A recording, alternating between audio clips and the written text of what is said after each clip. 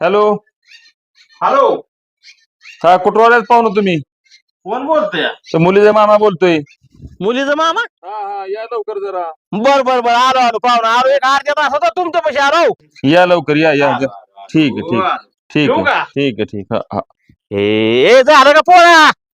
काय करतोय ना का काय अजून जनावराला वेळ असतं का काय टाकायचं? आला का चल किंवा आवर चल चल चल चल चल चल. ट्रॅक्टर बी बाहेरच हाय. होय ना हे ट्रॅक्टर सावली लावायचा इथं ठेवायचा.